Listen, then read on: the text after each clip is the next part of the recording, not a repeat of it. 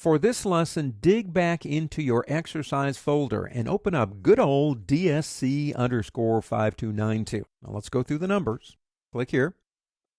Verify the working color space, 16-bit. You might as well use it. Click OK. Click Open Image.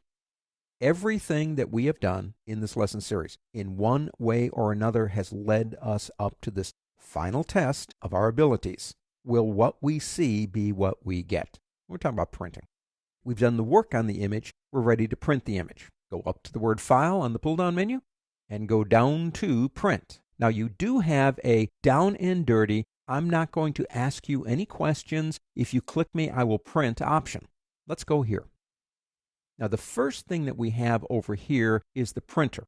And you can change that if you want to. But if you remember, my goal was to take this image color corrected to that printer. So I'm not going to change that.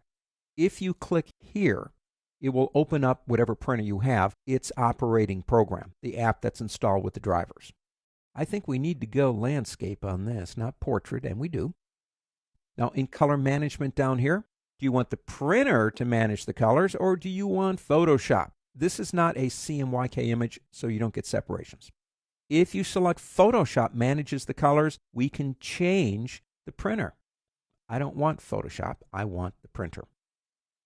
Now, 16-bit, some printers don't accept it. If they don't accept it, it's just going to ignore it, so I say you might as well use it.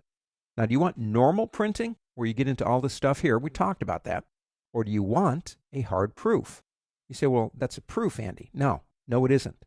What we're talking about here is printing it at the best quality possible based on the soft proof that we set up in this chapter. So that's exactly what I want to use. Now, I can change my mind on things like paper color if I want to do that. It's up to you. If we come down here, we have position and size. So if it's not exactly the same size as the paper, you can offset it, put it wherever you want. We can scale it. We can scale to fit media. We can print selected area, and we can change the units of measurement if we want to. We do have printing marks. We do have certain functions, like, for example, using it as a negative, so printing it backwards. Backgrounds, borders, and bleeds. This printer is not a PostScript printer, so those options are disabled. You click Print, cross your fingers. But you know what? If you've done everything you can, you don't have to cross your fingers. Chances are it's going to work pretty good.